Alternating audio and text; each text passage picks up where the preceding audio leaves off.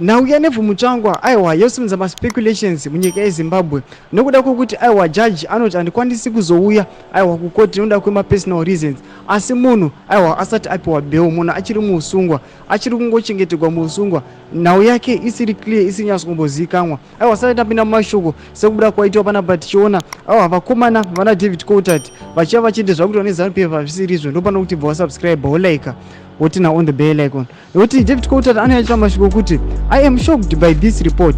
If the judge had personal reasons why she could not deal with the matter, that should have been disclosed at the hearing itself, and she should have recused herself then.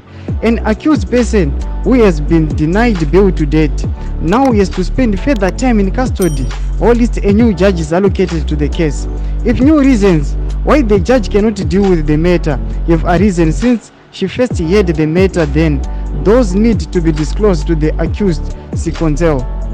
Anything else is the antithesis of justice. Mashoko anotogwa pana David Coulthard achiti aiwa jaji haangambotadzi kumbouya aiwa kuzopedza nyaya yake since ari anoziva nyaya yacho nekuda kwemapersonal reasons, achiti aiwa idzi nhau dzakuitika muZimbabwe hadzisiri fair, yava injustice kumacitizens. Aiwa muri Zimbabwe chimboyambotudza kuti munoti kudii zvazonaka zvazvo hazvisi kuitika kune vanhu veopposition, asi zviri kuitika mune vanhu chaivo the ruling party, mune vanhu veZanu-PF. Saka chimboyambotudza mafungiro enyu munoti kudii pamusoro penhau iyi.